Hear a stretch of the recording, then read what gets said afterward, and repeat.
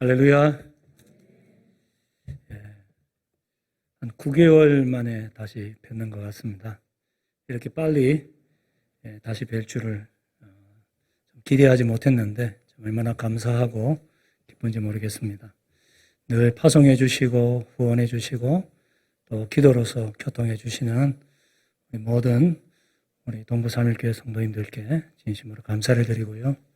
또 지난 2월에는 저희 모친께서 하늘나라 가셨는데 제가 그때 항공편이 없어서 제때에 들어올 그런 희망이 안 보였을 때 우리 담임 목사님, 장 목사님을 위시해서 여러 또 성도님들께서 우리 또 서장님께서 힘써서 또 도와주시고 그 자리를 지켜주셔서 얼마나 또 감사한지 모르겠습니다. 늦었지만 이 자리에 들어서 다시 한번 감사의 마음을 전하고자 합니다. 잠시 한번 기도하겠습니다. 하나님 아버지 감사합니다.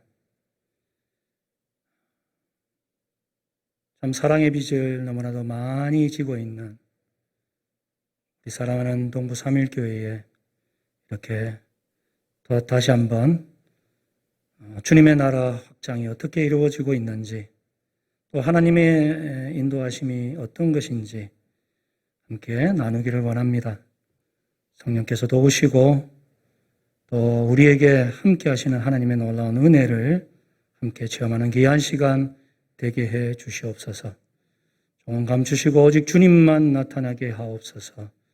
예수님 이름으로 기도합니다. 아멘.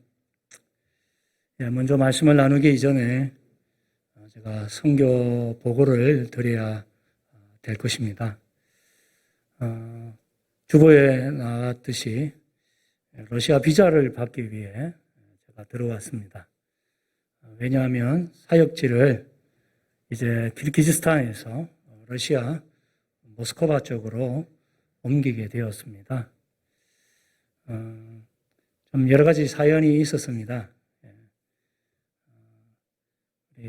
러시아 모스크바에서 사역하시는 선임 선교사님께서 전리선 암 때문에 더 이상 사역을 이어가실 수 없는 상황이 되었고 그때 후임자로 하나님께서 인도하셨겠죠. 저를 선정하셔서 지역부와 본부에 요청을 해서 제일 중요한 건 제가 이제 결정을 해야 되는데 몇 달을 고민하다가 이제 결정을 하고 가게 되었습니다.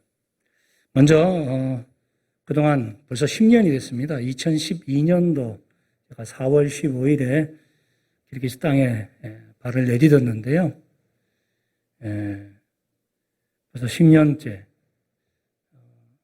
기도해 주시고 또 동력해 주셔서 우리 키르기즈 사역 잘 이루어지고 있었고 또 계속 잘 될 거라고 생각하는 가운데 왜 옮겨야 되는가 참 고민이 많았는데 하나님의 인도하심을 오늘 우리가 읽은 이 본문 속에서 제가 받으면서 결정을 하게 되었습니다.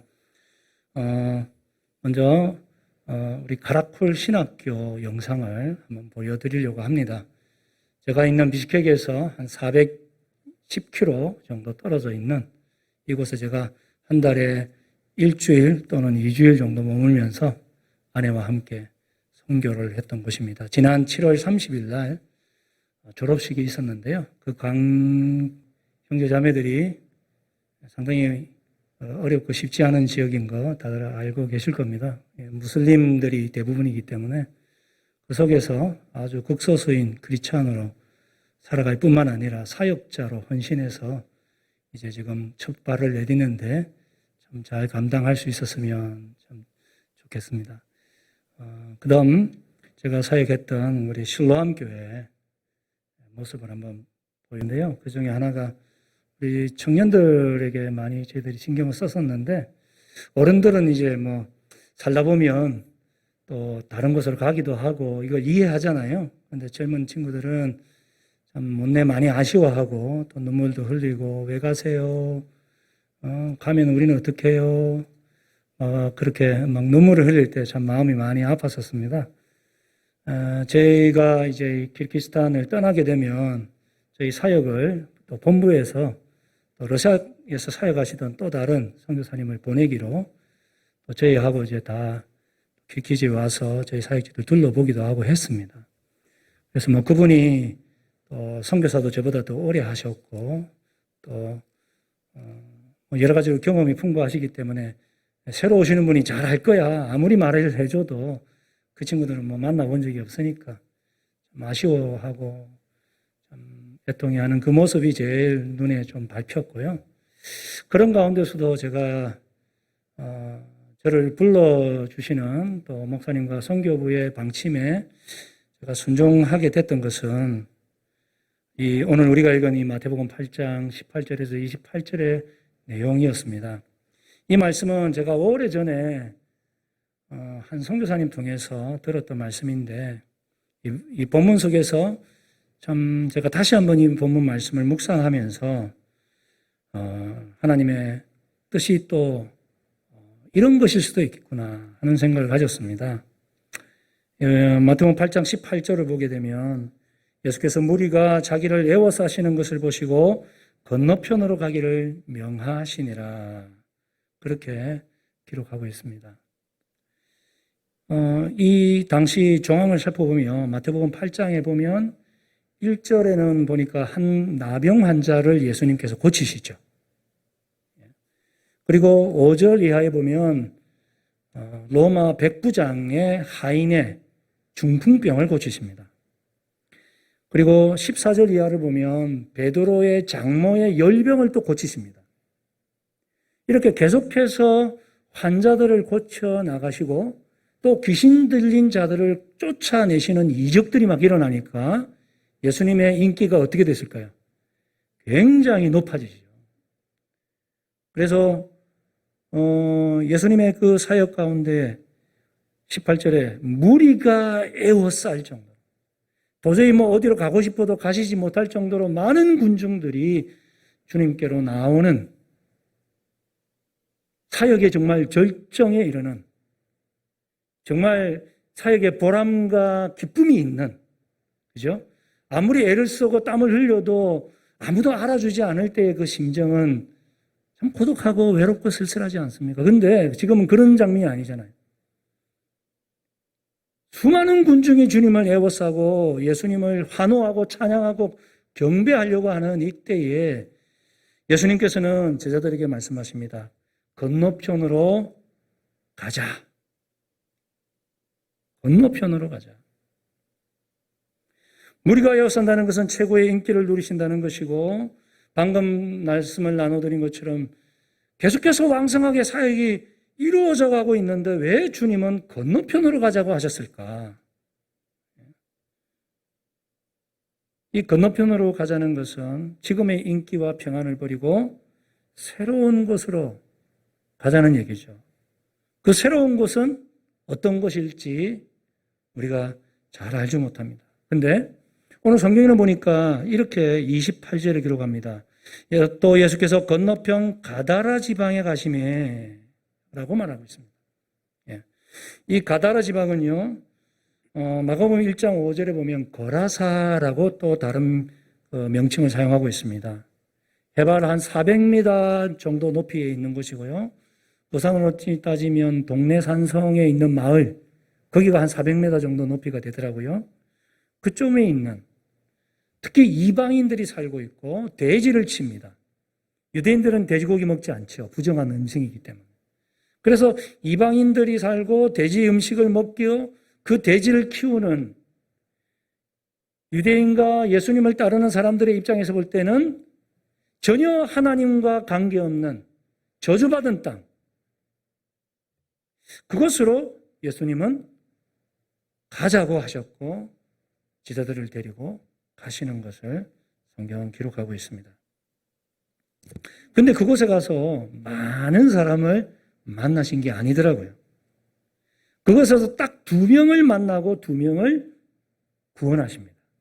그것도 정상적인 사람이 아니고 광인이죠. 미치광이, 귀신 들려서 무덤 속에서 살고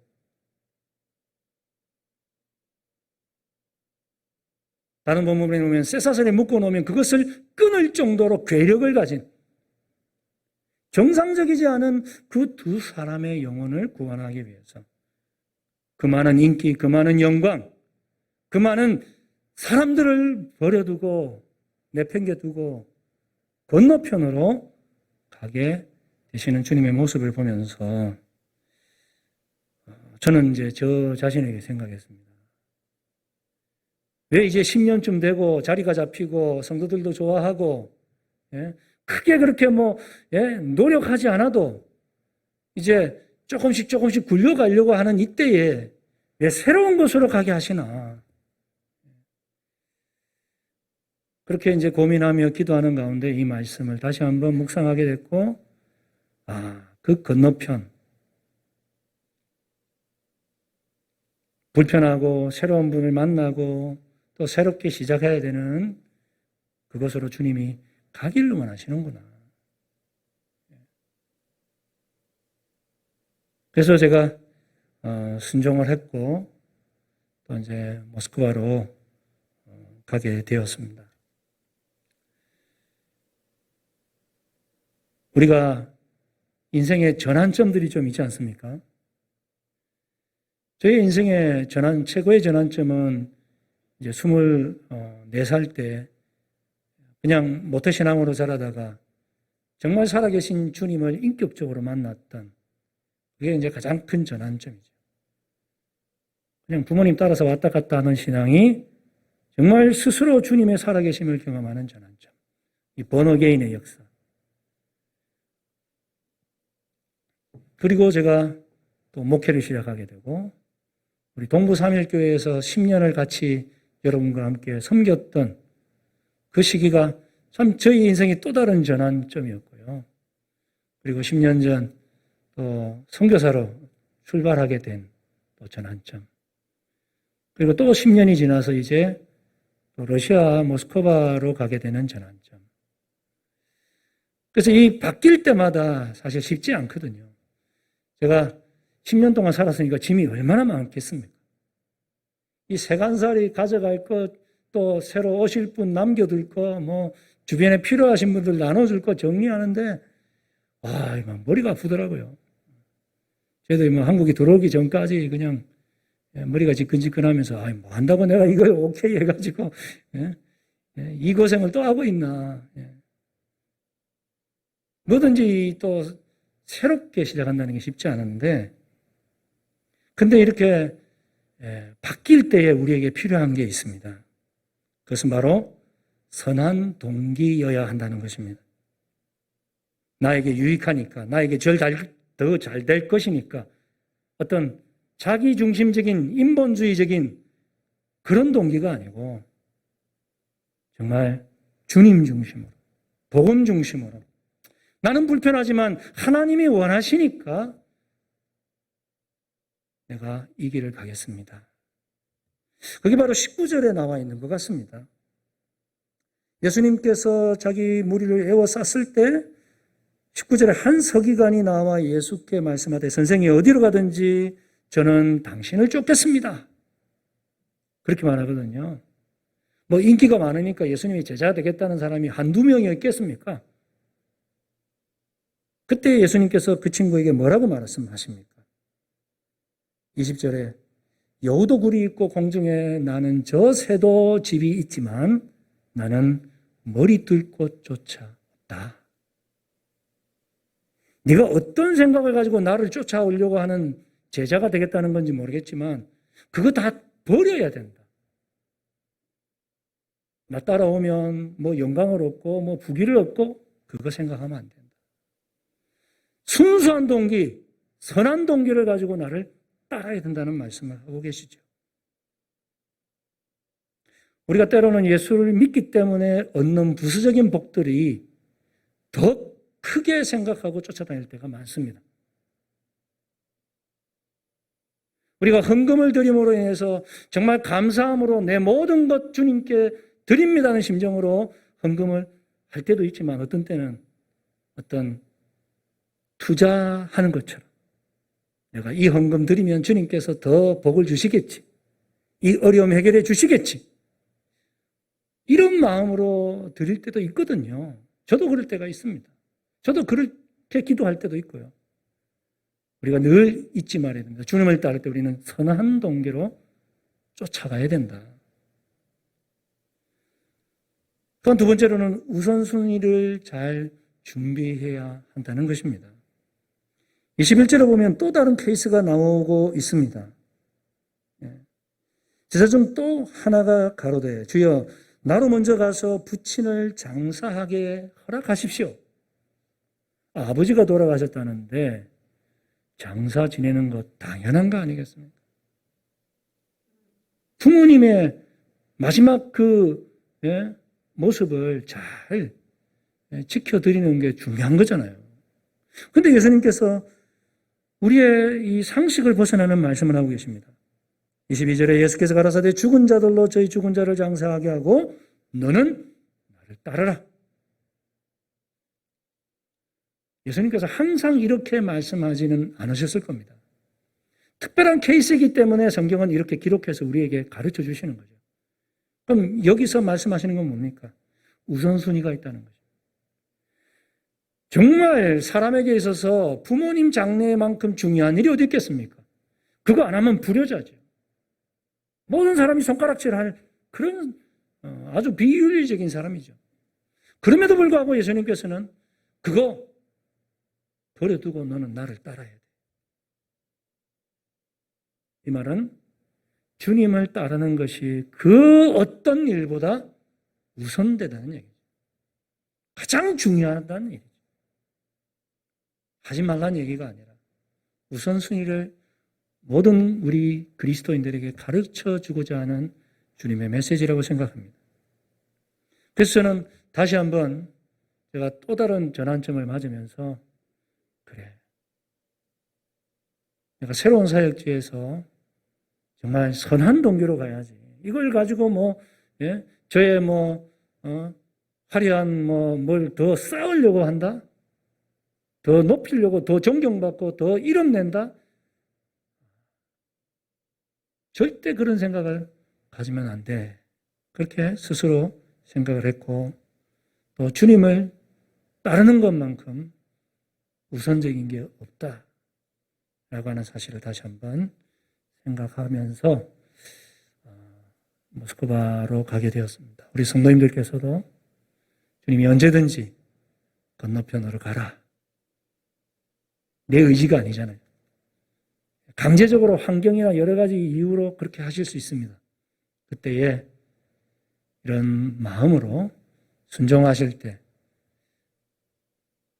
많은 영혼은 아니었지만 천하보다 귀한 두 영혼을 귀신에게 사로잡혀 광인으로 살다 죽을 수밖에 없는 그 두 사람을 구원하고 주님의 이름을 드러내는 그런 역사가 우리를 통해서도 일어나게 될 줄 믿습니다.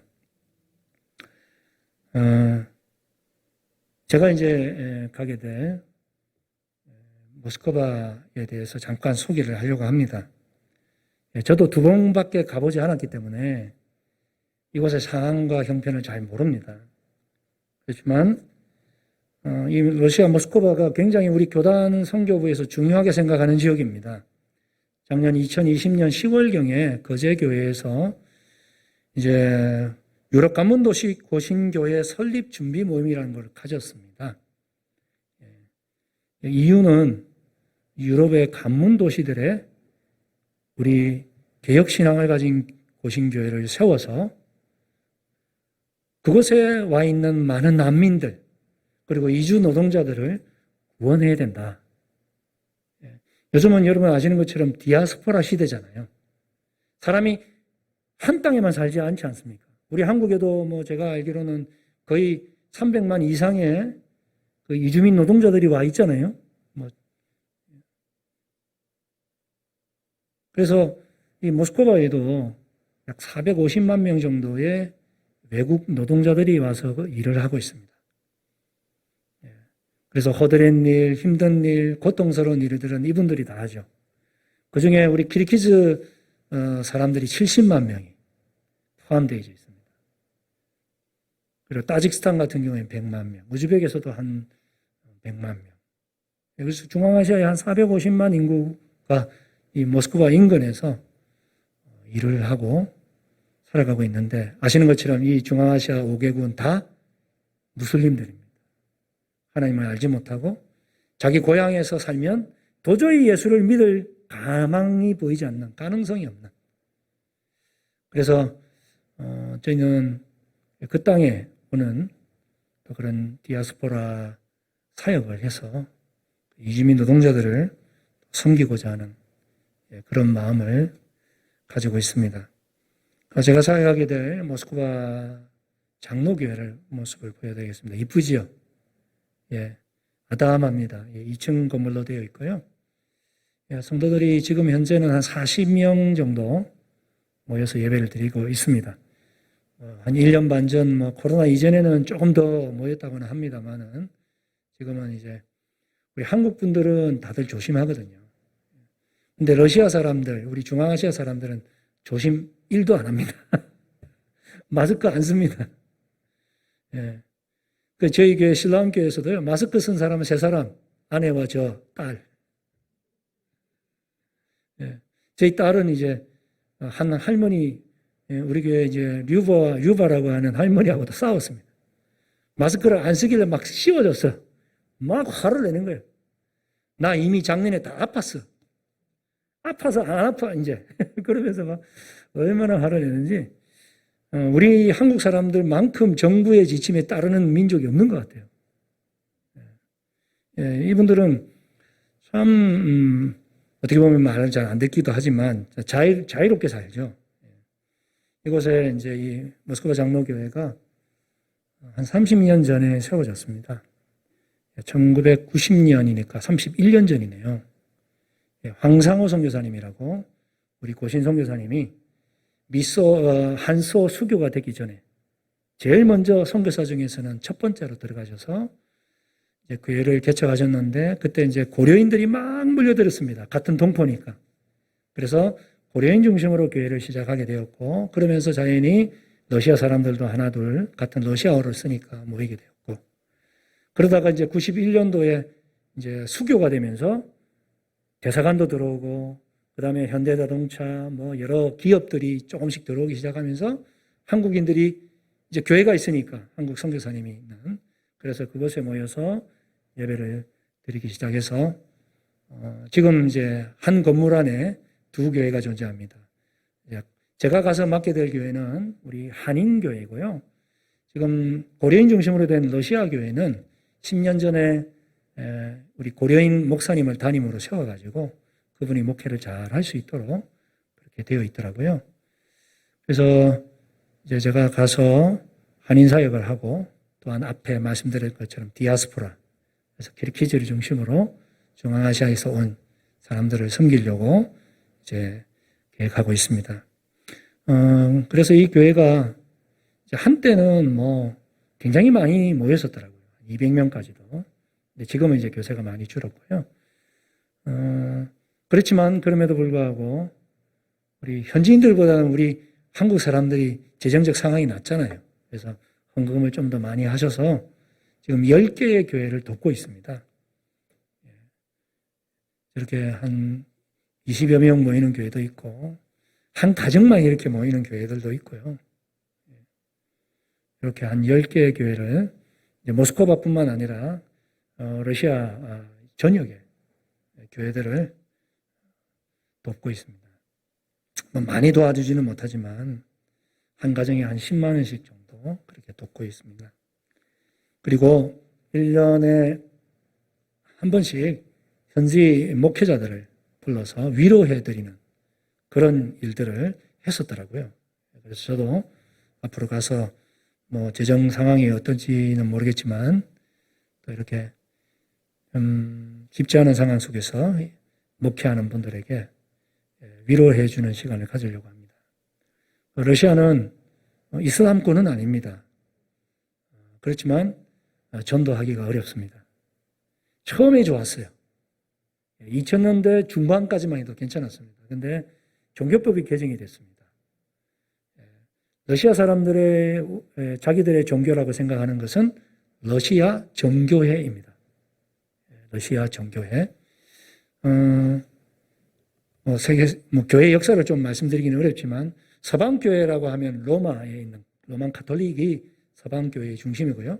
동방교회는 콘스탄티노플, 지금의 이스탄불에 있었던 동방교회가 이제 두 개로 나눠지죠. 초기 기독교회가. 이 동방교회에서 이제 하나의 분파가 된 것이 러시아 정교회입니다. 이 사람들이 볼 때 개신교가 들어와서 막 전도를 하는데 사람들이 막 많이 모이는 거예요. 그래서 위기의식을 느끼고 이러면 안 되겠다. 푸틴이 아주 열렬한 러시아 정교회 신자입니다. 그래서 법을 개정하겠습니다. 선교사 비자 주지 마라. 그래서 지금은 이제 선교사 비자가 다 없어졌고요. 그래서 한때 모스크바만 200명 정도의 선교사가 있었는데 지금은 20명으로 확 줄었습니다. 그래서 비자 받기가 참 어려운 그런 것입니다. 감사하게도 우리 선임 선교사님께서 이것을 미리 대비하신 것도 있지만 그 당시에는 이제 선교의 접촉점을 위해서 서울문화교육원이라고 하는 것을 설립하셨습니다. 그래서 양로원에 가서 공연도 하면서 구제품도 나누어주고 그리고 이제 교회로 또 가난한 분들도 초청해서 또 고려인 분들도 초청해서 또 위로회도 갖고 또 한국어도 가르쳐주고 요즘 또 K-팝 얼마나 유명합니까? 그래서 한국 노래도 이렇게 부를 수 있는 시간, 한국 이렇게 부채춤도 이렇게 가르쳐주고 하는 그런 서울문화교육원을 잘 운영하셨습니다. 그래서 제가 이제 이것을 이어받아서 하게 될 텐데 그 덕분에 제가 비자도 참 쉽게 받았습니다. 이번에 그래서 서울문화교육원 원장으로 제가 받고 아내가 부원장으로 그렇게 해서 비자를 받게 되었습니다. 같은 지역에 있는 우리 선교사 사모님 한 분은 아직도 비자를 못 받으셔가지고 한국에 계시더라고요. 그런 거에 비하면 참 감사하다 생각하고요. 이렇게 저희가 또 새로운 사역지로 건너편으로 가라 라는 주님의 명령에 순종해서 가게 되었습니다. 기도 제목이 있습니다. 한번 띄워주시겠습니까? 이제 두고 가는 우리 가라콜 신학교. 이번에 18명의 이 졸업생들이 무슬림 세계 속에서도